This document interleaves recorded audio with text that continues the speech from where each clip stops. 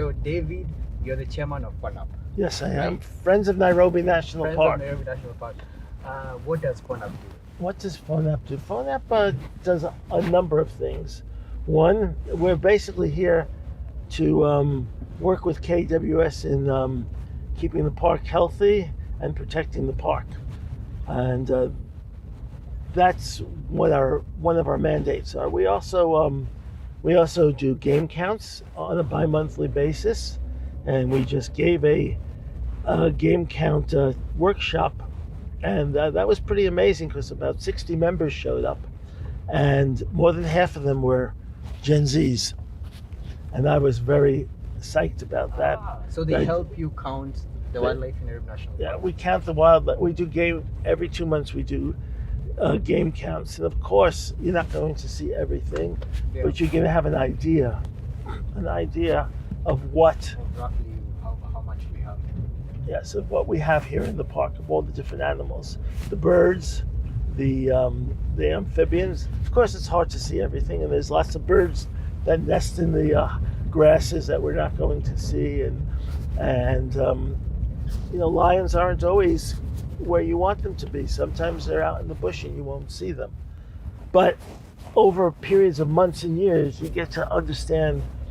Not only do you get to know what how many animals there are, how many different types of wildlife there are, and the numbers, but how they move about the park, which is quite important, and how their numbers come and go. And some animals, we even do the game count in the Naratanoi Conservancy, which is in the southern part of the park.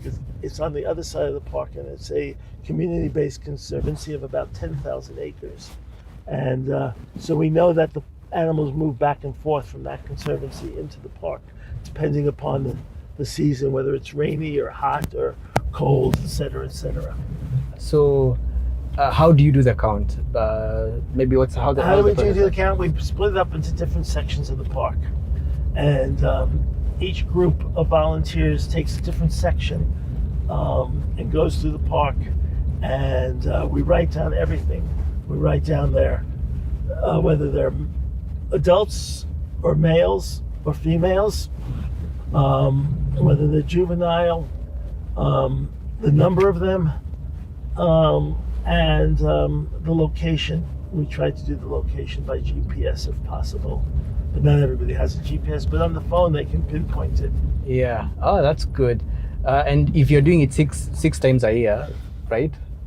The count. If you're doing it 6 times a year, then you must be, getting accurate data.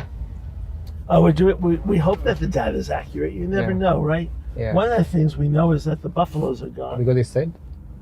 You know the park very well.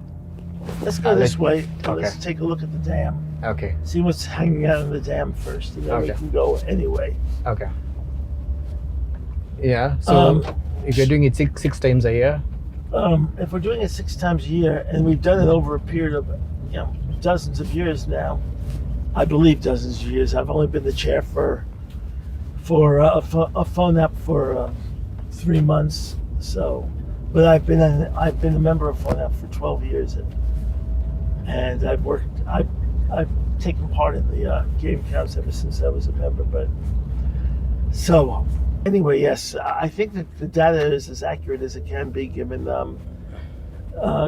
we don't see everything. But I think that over a period of time, we do see all the animals. Thank you so much for watching that highlight video. If you want to watch the full conversation that we had on the game drive, click here. I'm going to put it here.